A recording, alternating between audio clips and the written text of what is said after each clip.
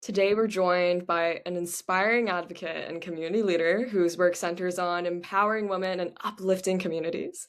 She immigrated to Canada as a teenager and built a career in politics, enforcement, and now the nonprofit sector. She brings valuable perspectives in leadership, encouragement, motivation, especially for women carving their own paths. Welcome to this episode of Rose Tinted Ceilings, where we break glass ceilings to let girls shine. You're listening to episode 108, featuring Noemi Victorino, the founder of Harvest for Hope Society. Thank you for coming on today, Noemi. Would you like to introduce yourself? Yeah, well, thanks, Isabella and Maggie, for inviting me into this room. I'm very excited. I One of the things that I like doing is sharing my experience as a woman, and of course, as a basically an immigrant in this wonderful country of Canada. But yeah, my name is Noemi Victorino. I've lived here in Canada probably more than 35 years. I can't do math anymore, but it was in 1989 when we landed, and I was a teenager then. It's For me, my journey uh, I view it with a grateful eyes, only because I believe that I've been given an opportunity, and it was up to me to actually make use of that opportunity and not let anything just go by. I've always had that attitude since I was young. But yeah, so I'm the executive director. I'm the founder of a nonprofit, Harvest for Hope, and that is a nonprofit dedicated to providing food, just a very basic needs of of individuals. I'm very proud that in a span of 14 months that that we started with helping one other nonprofit, and now we're on to our seventh partner. And it's really incredible. Like, it's just, I guess one thing that I can say is that when you do everything with your heart and passion, you naturally attract, and other people and organizations want to partner with you because you have that heart and passion for community, and people can read that. People can read that. And with Harvest for Hope, we're very intentional as to who we partner with. Um, of course, we want to serve everybody, uh, but there's just not enough food, as you know. So right now we partner with organizations that look after the seniors, our Canadian veterans, with the Legion here in Surrey. We also partner with Heart of Ukraine, which is the newcomers and families and immigrants from Ukraine. We also partner with Journey to Home, which is located in Burnaby, and they are the ones who are refugee but without a status yet. So literally, they cannot even avail of any programs because they don't have that paper. So we provide food there as well. And just very recently, we partnered with Tri City Transition, which is an organization in Port Coquitlam, a place who looks after and takes care of women and children suffering from domestic abuse. And we're just so really grateful that first that we are given the opportunity to actually serve. For me, that's a big thing for me. It's service to the community, and that's where we are. I mean, a year and 4 months, and here we are, providing an equivalent of up to 1,200 meals every week to our individuals who are needing assistance. So it inspires me every day. Mimi, thank you so much for sharing that. Those are such inspiring numbers and stories, and the fact that you again like know all of these nonprofits off the top of your head and what they do and who they care for shows how much this means to you. And I just want to ask, how did you go from seeing this need in your community, the fact that some people do not have food, and take that into initiative. Because I think it could be easy for a lot of us to recognize that, hey, some of our neighbors are hungry, but what motivated you to put action into that? You mean what motivated me to do what I do, basically, Yeah, like what as a motivated you to nonprofit? realize, hey, I can help, I can do something. Yeah, well, I I view life as a wonderful opportunity, and having grown up with, I'm very grateful to have grown up in a family that is what we would call functional. And I think one of the things that propels me to help others is just because I feel like it is an obligation on my part to kind of share that with others. It's literally a way for me to give back to all the what I view as wonderful things that I'm happy to have. So, unfortunately, not all of us have the same experience in terms of having grown up in, in a family that loves and cares for you. There's a lot of people that belong to families who don't have that, right? Which is a basic thing that we need. So for me, what really motivates me is really, as cliche as it sounds, it's just really to give back. It's I always have I feel like I have an overflow of gratitude that I channel that energy uh, towards others, giving them a chance to at least have food on their table to start. That is Harvest for Hope, and we have plans, of course, in the future of what we're gonna do. Hopefully, it's beyond food.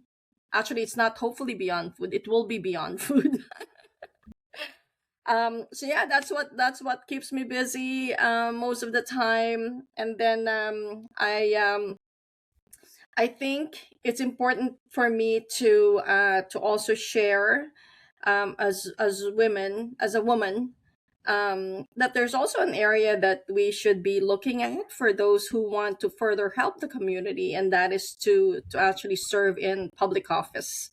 And for me, I'm just grateful that I'm given the opportunity to actually look into that area of politics here in Surrey. So I think it's a natural progression, actually, to tell you the truth. If you're in nonprofit, because it's all about serving your community, somehow I feel through my experience that it naturally just progressed to another area of community service.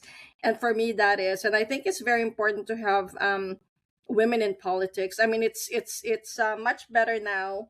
Last year, the number of women in provincial politics has increased from years before, but it doesn't mean that we should stop. Yeah, getting into that area. So yeah, so community service, however you want to do it, as long as you're serving the community the best you can. And for me, it's always about, it's not about me. Sometimes I wonder, honestly, sometimes I wonder, oh, why am I doing this? Because to each his own, like, other women would want to do something else. It's just, for me, it's just, I really, I really, I don't know. I'm in love with serving people. That's what it is. Wow, I love it. And I mean, just as Maggie said earlier too, it's just so clear when you speak how passionate you are about your work, and how it fires you up, and how you're truly wanting to give to your community all the time and truly listening to people. And I'm curious, since you also mentioned that, it's difficult being a woman in politics, Uh-huh. of course, and I think just being in community work in itself is difficult. So I'm curious what kind of challenges you had to navigate that you felt like were significant in your journey, and how you overcame those challenges. Oh wow. Well, um, I'm gonna address that. Um, I think both as a woman and as an immigrant. I mean, I just have to say that because the experience, the lived experience that I have, those two somehow always those two are or were a factor. I mean, still are a factor, but more so previously. I'll tell you a story. I was in school. I was new in Canada, and we had to. There was a topic that we had to discuss, that where we have to give our opinion. Okay, I was very new to Canada, like 2 years in Canada, but I've always been confident. You know, I've always been. I don't know. I think I was born like that. I'm not sure, but so then I gave my opinion. I gave my 2 cents, and then the whole class basically just ignored what I said. And I'm like, and I thought to myself, you know what, that's pretty good, but okay, they just ignored my answer to the question, like like I did not exist. So then they went around, and then finally another person said exactly what I said, and then they said, yes, that's the answer. And you know what, during that time, even when I was new here in Canada, I knew that I had to stand up for myself. And I think that's one thing that we all have to learn, is that you have to be your own advocate, right? You have sorry, I'm sweating here. You have to be your own advocate. So so right there, I immediately told the group, excuse me, that's actually exactly what I said.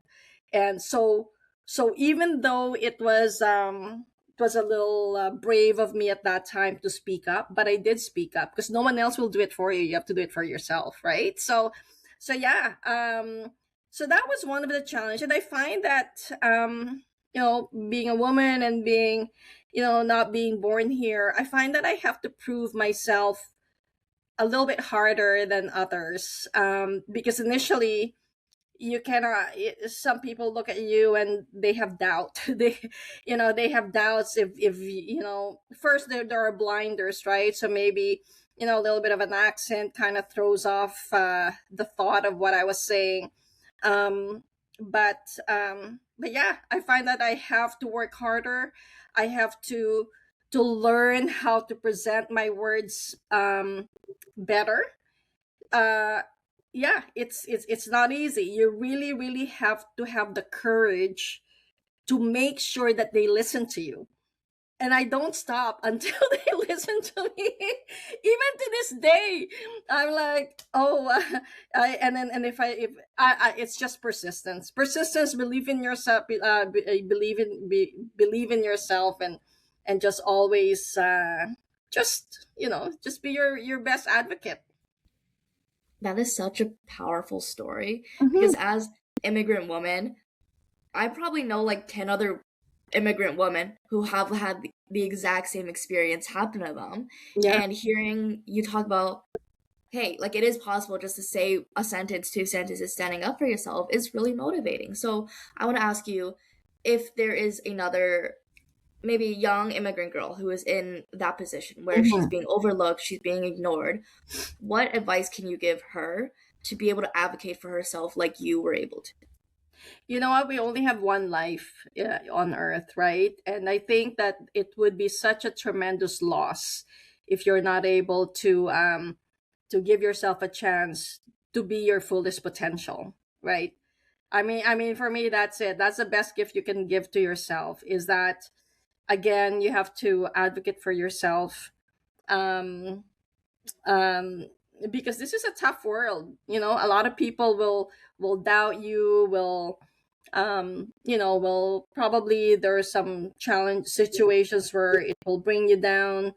And if you don't fight, right, I mean, then you're gonna be you're gonna lose either way if you don't fight. So but it's not just a matter of fighting, right? You have to make sure that you also equip yourself, because you can't be fighting for the wrong things, right, or for the wrong reasons. So you also have to do your homework. Yeah, you have to make sure that you know what you're talking about, and you're fighting for what you truly believe in. Because when you fight for something that you believe in, that's hard to extinguish, right? So yeah, no, for me, again, for those who are listening, just don't give up, because again, we only have one life. and and it will be I think the biggest achievement will be to prove to yourself that you are who you are, who you think you are, and I hope we all think that we're great, and we're gonna do good things. So yeah, just advocate for yourself, and you just keep trying. You have to fight. When you don't fight, that's it. You don't move forward, then you just become stagnant. You just have to really keep going, and this world is very competitive too, right? So it means that not only do you have to keep fighting and moving forward, you also have to increase your knowledge, to make sure that you're really doing your best. I always say sometimes we cannot be the best because there's always somebody else who will be better than us, but you have to be the best version of yourself, right? So Wow, that's beautiful, and I love that keep on fighting, that keep on having the fire within you message in there. And I mean, it's clear that you have that, and then you mentioned as well that you're looking to expand Harvest for Hope, and kind of expand aspects of the work you're doing. So I'd love to just hear a bit about, I guess, oh your vision for the future, and what you really want to see yes, happen in the yes. community. Thank you so much. So again, I am very passionate about Harvest for Hope, especially if people only know how much food is wasted, and if people only know, well, I hope most people know that there's a lot of people that are going hungry every day. So my job is to make sure that first nothing gets wasted, and secondly is to get those food that would otherwise just go to organics, waste, organic waste to those who are needing food. Now I'm not saying that the food are not good. They are good food. They're the ones that, like best before 2 days from now, right? So those are the kind of food that we provide, um and just to actually see, our organization grow from one partner to 8 partners in a matter of a year and 4 months. That's pretty good, but we also don't want to stop there, because right now we don't have a distribution center. So what that means is we partner with another organization who already has access to people, and we give them the food, and then that organization will then do the distribution person to person. What we want to do is to actually have direct access to people, so we are able to listen to them and find Mhm. out how else we can help them. I am one where I believe that, we have to lift people up, right? Just get them on their 2 feet, and then kind of assist them along the way on how to move forward and not be completely dependent on the cycle of poverty.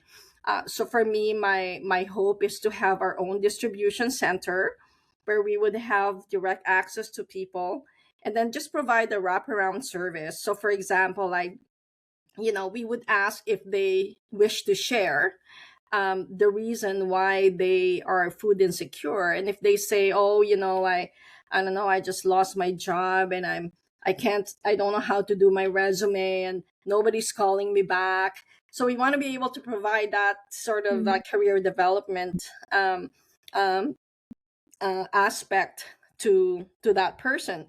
Or if they say, you know what, I just lost my husband or whoever, and I'm feeling really depressed, and I can't work.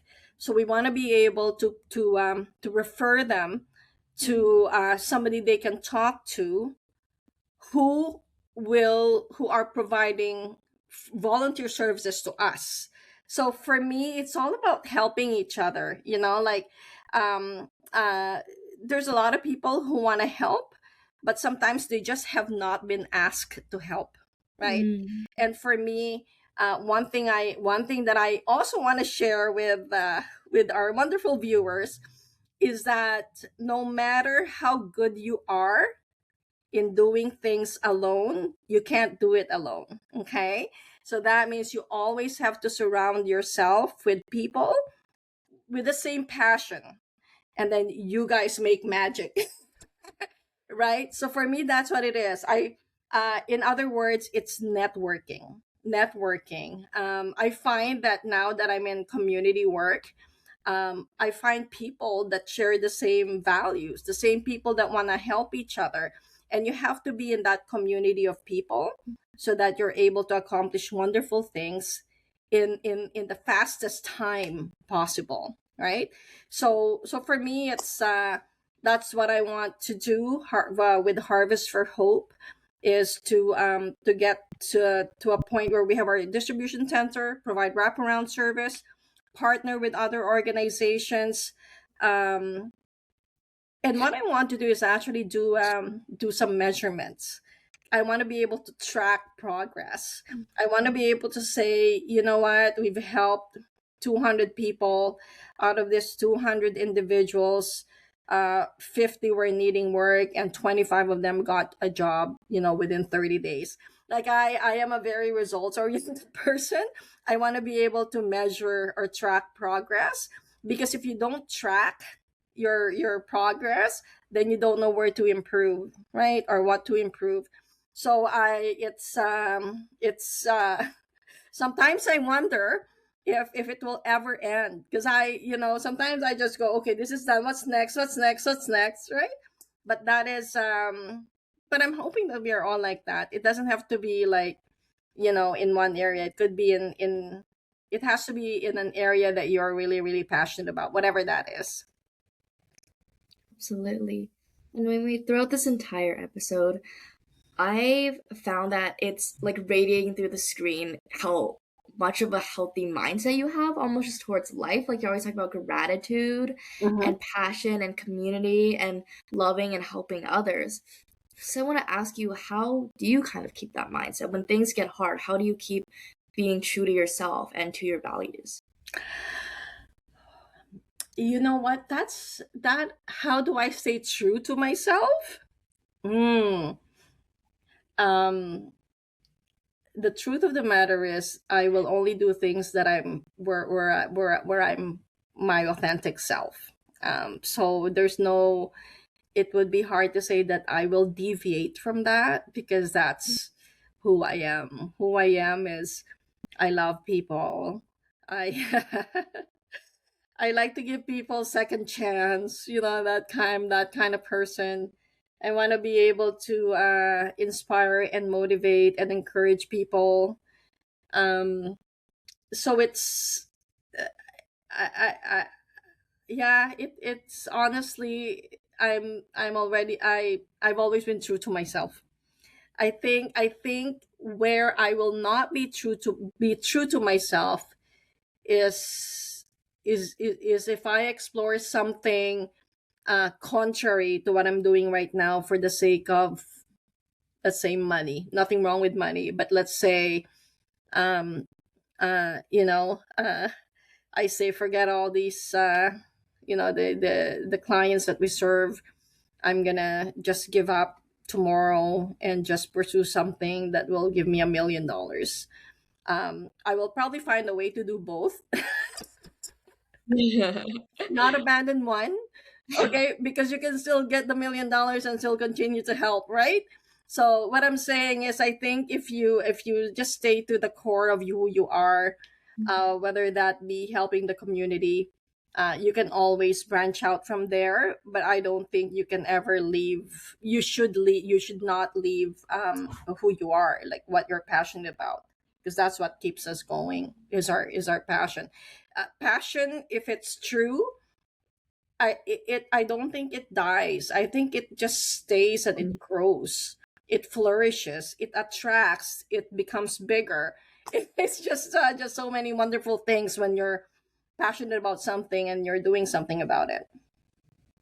Wow. Thank you for that. That is so, so beautiful. And I feel throughout this episode, we've gotten so many incredible insights on both like the practical side of giving community work, but also, how to keep that mindset and how to keep going in it.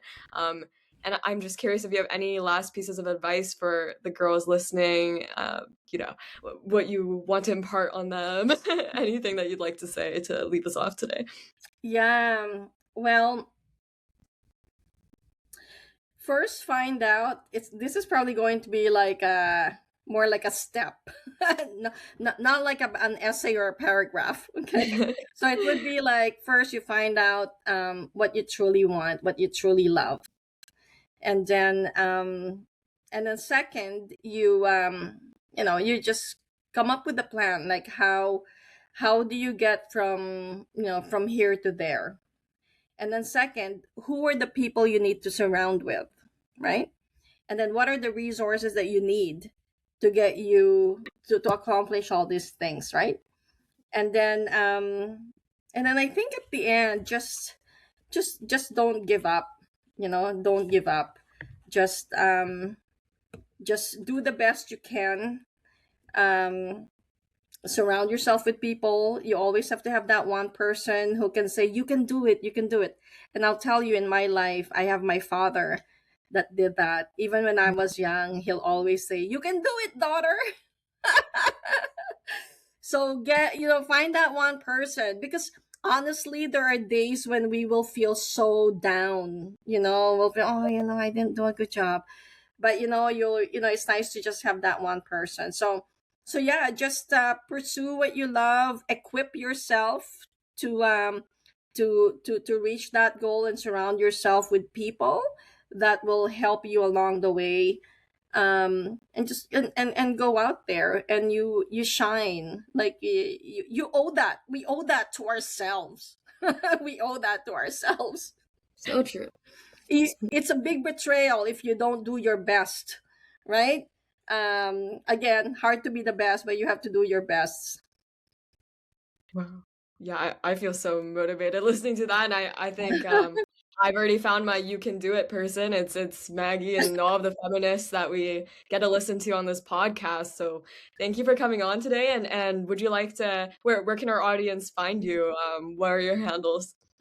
Well, you can find me, Noemi Victorino. I'm on Facebook. Just type my name, Noemi Victorino, and I'm also on Instagram.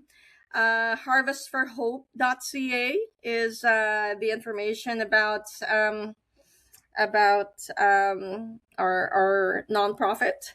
And also, if you want to volunteer or just find out more about how you can have your own nonprofit, I can probably help you with that. If you want some connections, I'm a big networker myself, so I can help you with that as well. Whoever needs help, just reach out to me, and I'll do my best to respond. Yeah, to everyone listening, I would absolutely take her up on that offer.